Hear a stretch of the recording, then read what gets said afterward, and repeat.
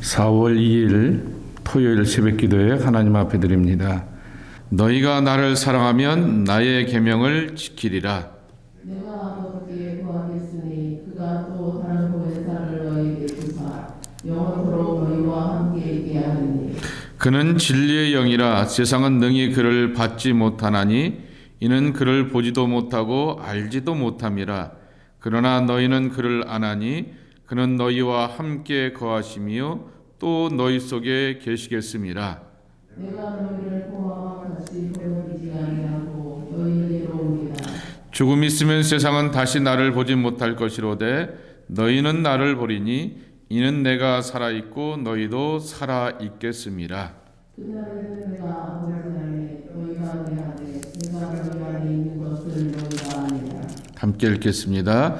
나의 계명을 지키는 자라야 나를 사랑하는 자니 나를 사랑하는 자는 내 아버지께 사랑을 받을 것이요 나도 그를 사랑하여 그에게 나를 나타내리라.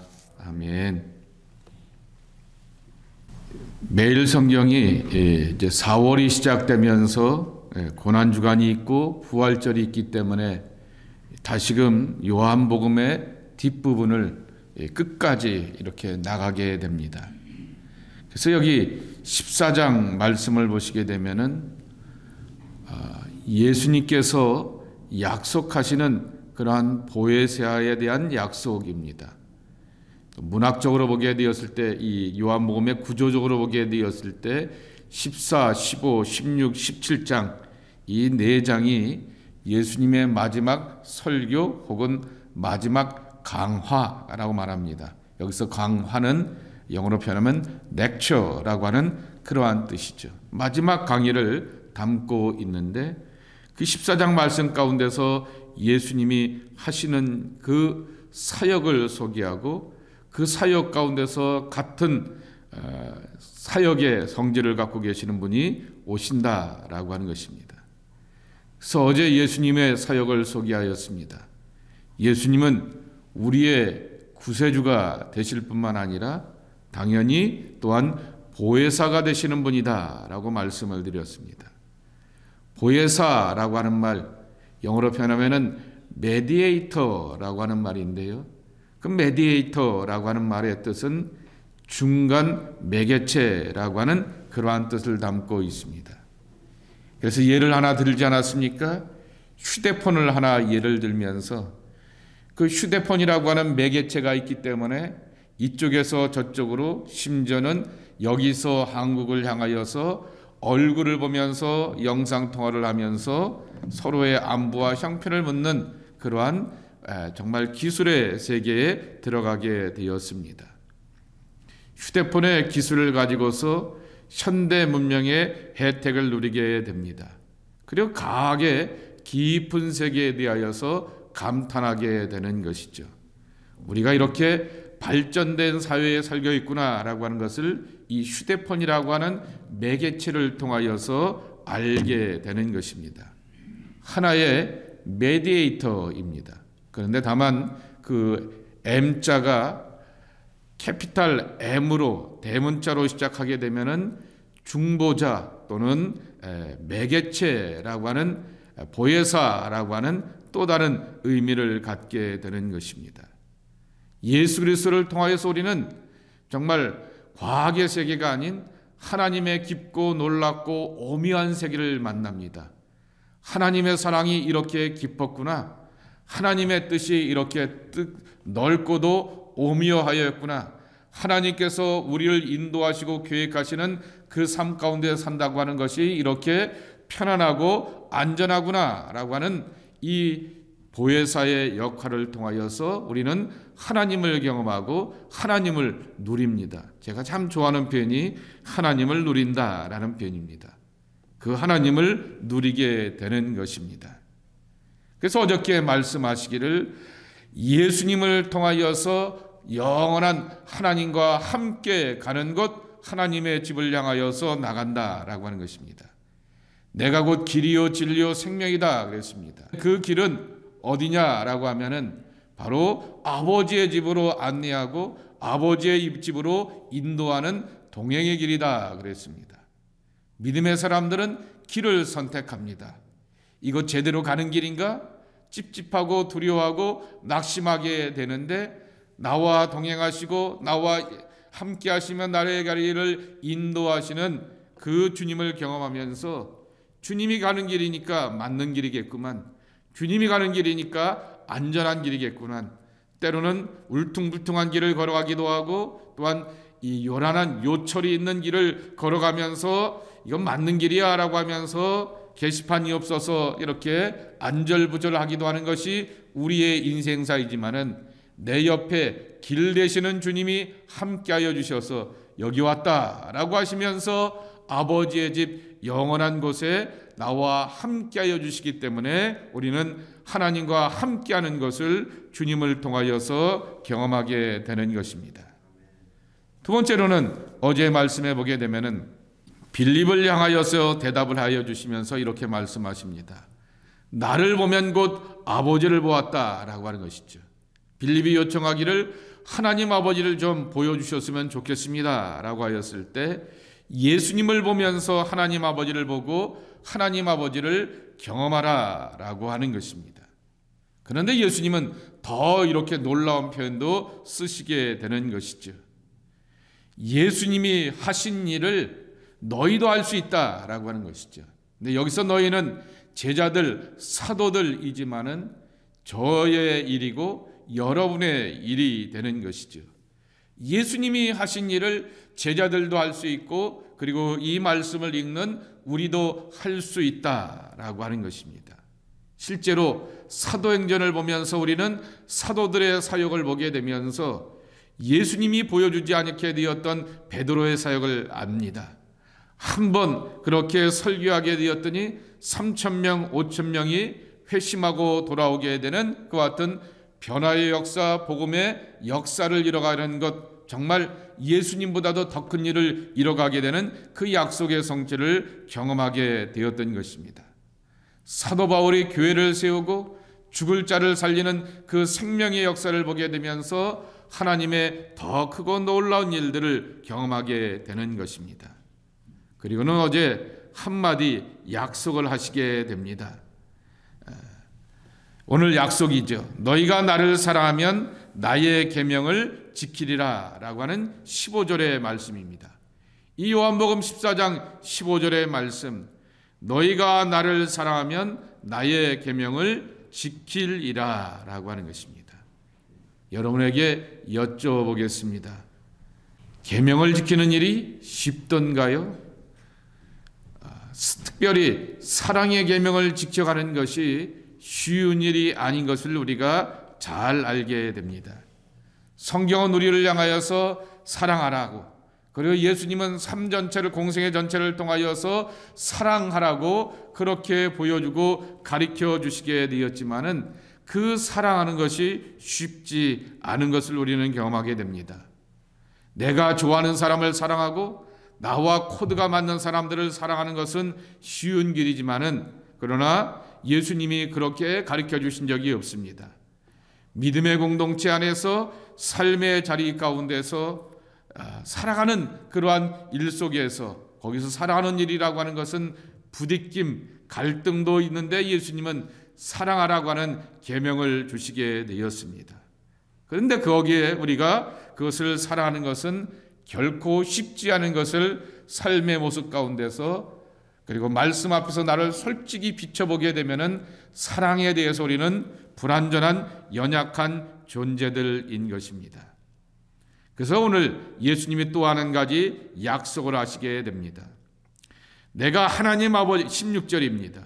요한복음 14장 16절, 내가 하나님 아버지께 구하겠으니 그가 또 다른 보혜사를 너희에게 주사 영원토록 너희와 함께 있게 하리리 그랬습니다. 또 다른 보혜사를 보여주셔서 영원토록 함께 하시겠다라고 하는 것입니다. 하나님의 사랑하심은 일시적인 것이 아닙니다. 사람의 마음 가운데서 사랑은 이랬다가 저랬다가 변하기도 하고 사람의 그러한 마음에 갖고 있었던 그 사랑은 자기의 유익과 유익되지 않음에 따라서 변하기도 하는 것이 세상살이이고 사랑하는 모습의 그 모습이고 변질되는 것도 우리가 함께 경험하게 됩니다. 결코 하나님의 사랑은 일시적이지도 않고 단발마적이기도 않고 그리고 또한 잠정적이기도 않습니다. 영원토록이라고 이렇게 말씀하여 주고 있는 것입니다. 어제도 사랑하시는 분이 오늘도 사랑하실 것이고 나의 내일도 사랑하실 것이고 그 다음 날도 사랑하시는 것이 바로 영원하신 하나님의 사랑인데 그 사랑을 또 다른 보혜사, 조금 전에 말씀을 드렸죠. 메디에이터를 통하여서 경험할 것이다 라고 하는 것이죠. 어떤 매개체를 통해서 임하시구나 이것이구나 라고 하는 것을 경험하는 것이 매개체라고 하면은 보혜사 성령님을 통하여서 우리는 영원하신 하나님의 사랑을 경험하게 된다라고 하는 것입니다. 두 번째로는 또 다른 보혜사를 보여주시게 되는데 17절 말씀입니다. 그는 진리의 영이라 라고 이렇게 말씀하시게 됩니다. 진리의 영으로 우리에게 함께하여 주신다라고 하는 것이 진리가 뭐겠습니까? 하나님이 아버지 되는 것을 확인하게 되는 것입니다. 예수 그리스도가 구세주가 되시고 하나님의 사랑과 은혜를 우리에게 엄청나게 보여주시고 확인시켜 주셨구나라고 하는 것을 깨닫게 되는 것입니다. 동양적인 관점에서 보게 되면은 바로 각이라고 말할 수 있고 그리고 지라고 이렇게 말할 수 있을 것입니다. 유교적인 백그라운드를 갖고 있는 그러한 동양적인 사람들에게 있어서 진리는 지, 아는 것입니다. 정말 하나님의 세계, 하나님의 일하심, 하나님의 은총이 알아지게 되는 것입니다. 각이라고 하는 말은 불교적인 그러한 표현이기도 하지만은 깨닫는다라고 하는 것은 체득한다라고 하는 것입니다. 그래서 내 몸이 자연스럽게 움직여가게 되고 내 본능이 자연스럽게 그렇게 나가게 되는 것입니다. 그러한 진리를 알고 깨닫게 체험하게 하시는 분이 바로 하나님의 성령이라고 하는 것입니다. 하나님의 뜻이 무엇인지, 하나님이 뭐라고 말씀하시는지, 그리고 또한 하나님의 계획과 섭리가 어디에 담겨져 있는지 아는 것이지요. 우리가 살아가면서 제일 갑갑한 것이 무엇이겠습니까? 하나님의 뜻이 도대체 어디 있는지 모르겠다라고 하는 것이죠. 우리의 기업, 우리의 진로, 우리 자녀들의 미래가 어디에 있는지 알지 못한다라고 하는 것, 우리가 갖고 있는 갑갑함이고 답답함입니다. 그래서 어떤 사람은 돈을 쳐들여서, 어떤 사람은 부모가 할 수 있는 온갖 노력을 다 쳐들여서 자녀들을 이렇게 키워보고 저렇게 키워보려고 하게 되지만은 우리는 그 미래를 알 수 없게 되고 돈을 쳐들여도 이렇게 이루지 못하게 되는 것이 자녀들의 미래라고 하는 것이죠. 그런 것처럼 우리는 우리가 이렇게 애착을 갖고 사랑하는 것에 대하여서 깨닫지 못하게 되는데 보혜사 성령님이 진리의 영으로서 하나님의 마음을 알게 하시고 뜻과 계획과 섭리를 깨닫게 하시면서 그게 이거구나 라고 하는 것을 확인하게 하면서 내 식과 내 방법이 아닌 하나님의 뜻과 섭리 앞에 삶을 위탁하게 만들게 되는 것입니다. 사람이 진리의 사람이 아니구나 라고 하는 것이죠.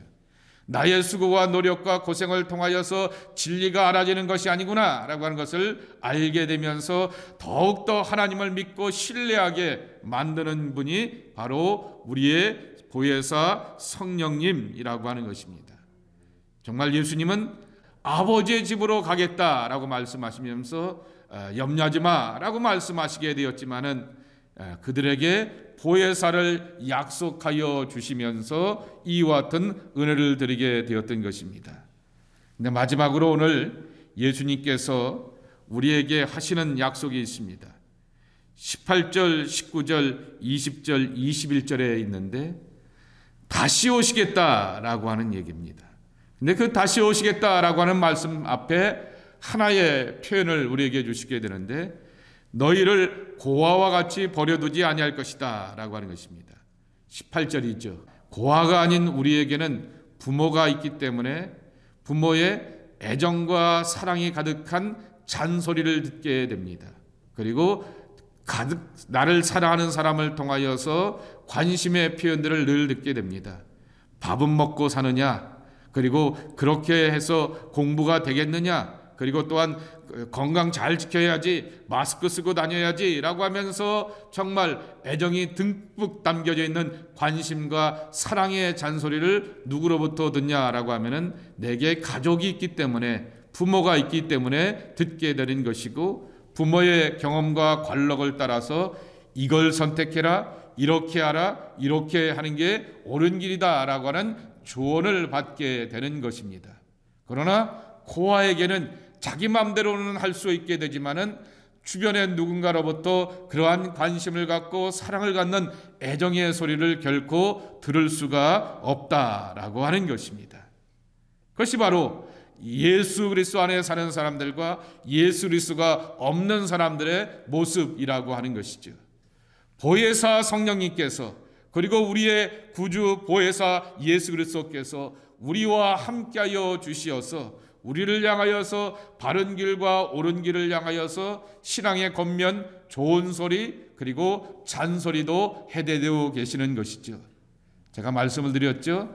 잔소리하고 헛소리의 차이점은 말도 안 되는 소리를 해대는 것이 헛소리이지만은 말되는 소리를 반복해내는 것이 잔소리일 뿐인 것입니다. 그렇기 때문에 잔소리는 자녀들이 꼭 들어야 됩니다. 말되는 소리이기 때문인 것이죠. 그런데 한 번, 두 번, 세 번, 네 번 해야 되니까 자녀들이 싫어할 뿐일 것이지만은 말되는 소리일 뿐일 것입니다.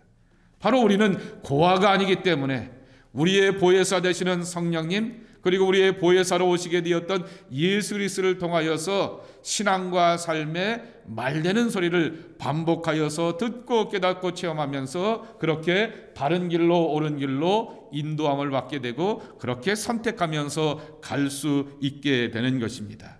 예수님 약속하신 것은 다시 오겠다라고 하는 약속이라고 하는 것이죠. 다시 오시겠다라고 하는 그 약속에는 두 가지 의미를 담고 있습니다. 하나는 종말입니다. 그리고 하나는 재림이라고 하는 것입니다. 지금 제자들의 삶은 예수님을 이렇게 육체적인 그러한 현실 가운데서 잃어버리게 되는, 그리고 떠나보내게 되는 그러한 현실이겠지만은, 그러나 그 현실 속에서 예수님이 다시 오겠다라고 하는 그 말씀을 통하여서 외로운 삶처럼 보이게 되고 고난의 삶처럼 보이게 되는 그러한 삶에는 끝이 있다라고 하는 것이죠. 믿음의 길을 걸어가는 길 가운데서 어려움도 있겠지만은, 그러나 그 어려움과 고난의 그러한 선택 앞에서 끝이 있다라고 하는 것입니다. 잘 견디고 버티면서 정말 끝을 경험하라라고 하는 것이죠. 여러분은 어떤 끝을 만나고 싶습니까? 정말 만족하면서 행복하게 우리는 끝내고 싶은 것입니다. 그 끝을 우리가 주님과 함께 맞이할 준비를 하는 우리의 신앙과 삶의 자리가 되어야 한다라고 하는 것입니다. 두 번째로는 다시 오겠다라고 하는 말에는 심판이 담겨져 있는 것입니다. 내가 어떻게 믿고 어떻게 살아왔는지에 대하여서, 나의 믿음과 삶의 행적에 대하여서 다시 오시는 그분께서 심판하시게 되는 것이죠. 마태복음 24장 25장에 나오게 되는 알곡과 쭉정이, 양과 염소, 두 사람이 함께 있다가 한 사람은 남겨지고 한 사람은 또 올라가게 되는 그러한 비유의 말씀을 통하여, 그 유명한 달란트 비유의 말씀을 통하여서 다시 한번 계산하시게 되는 그러한 하나님 아버지의 심판의 이야기를 우리는 잘 알고 있게 되는 것입니다. 그렇기 때문에 우리는 이 심판의 자리 가운데서 어떻게 믿었는가, 어떻게 살아왔는가라고 하는 것을 하나님 앞에 판단받는다라고 하는 것입니다. 그러기에 여러분들에게 부탁드릴 것은 오늘 예수님께서 하셨던 말씀인데, 우리는 하나님의 보혜사를 통하여서 위로를 받기도 합니다. 용기를 받기도 합니다. 안내도 받기도 합니다. 그러나 더 중요한 것은 믿음의 바른 길을 걸어가고 선택할 줄 아는 사람들이 되어야 하는 것입니다. 그래서 21절에 예수님이 이렇게 마지막으로 그 짧은 결론을 내리게 되는 것입니다. 나의 계명을 지키는 자라야 나를 사랑하는 자니 나를 사랑하는 자는 내 아버지께 사랑을 받을 것이요 그랬습니다. 조금 전에 우리는 보혜사를 통하여서 위로와 격려를 받으면서 종말의 끝을 향하여서 나간다라고 말씀을 드렸습니다. 그래서 정말 위로받고 용기를 받으면서 잘 견디고 버티는 것도 중요하지만은 견디고 버티는 삶 가운데서 상처투성이의 모습만 내가 주님 앞에 보여드리는 것이 아니라 이렇게 서 있었습니다, 이렇게 걸어왔습니다 라고 하면서 내 서 있는 자리가 하나님을 향하고 십자가를 향하고, 그리고 내 서 있는 자리가 처음 말씀을 드렸던 사랑의 계명을 지켜가는 그러한 자리 가운데서 몸부림쳐 온 것을 보면서 하나님 아버지가, 그리고 예수님께서 우리에게 말씀하시기를 너는 여태껏 내 계명을 잘 지켜왔구나 라고 하면서 우리를 더욱더 사랑의 길로 인도하신다라고 하는 것입니다. 어떻게 믿어왔는가 라고 하는 것입니다. 그것은 우리가 마지막 끝을 보는 소망의 사람들의 모습이라고 하는 것입니다. 저와 여러분에게는 보혜사가 계십니다.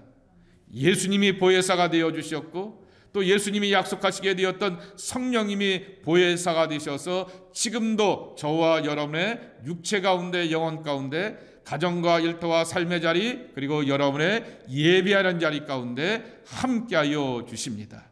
그 보혜사를 붙들고 그분 안에서 위로와 용기를 얻는 여러분 되길 축복합니다. 그리고 여러분들이 해야 될 사랑의 계명을 지켜가고 믿음의 자리를 지켜나갈 수 있는 그 길을 감당할 수 있게 하시는 분이 바로 보혜사 하나님의 성령입니다. 하나님의 사람들이 고하라고 말하고 선포한다라고 하는 것은 무신론자인 것입니다. 하나님이 왜 내 아버지인데 우리는 왜 스스로를 향하여서 고아가 되겠습니까? 모든 선택과 결단 앞에 내 뜻과 마음과 감정이 아닌 하나님의 뜻과 그리고 하나님의 마음을 구하며 하나님의 성령의 도우심을 구하게 되었을 때 지키시고 인도하시는 평강과 안전함이 보혜사 성령 안에서 저와 여러분 가운데 함께하기를 예수님의 이름으로 축복합니다. 하나님 아버지 감사합니다. 오늘도 주님을 붙들고 의지하며 주 앞에 나와 예비하는 당신의 사람들이 하나님의 집에서 기도합니다. 이 기도하는 이 자리가 보혜사 하나님의 성령께서 나를 변론하시고 옹호하시고 힘주시고 위로하시는 복된 자리로 경험되게 하여 주시옵소서. 하나님과 함께, 그리고 하나님의 아들 예수 그리스도와 함께, 하나님의 거룩한 영 성령님과 함께, 이것이 평생 우리의 신앙의 경험이 되고 축복이 되기를 원합니다.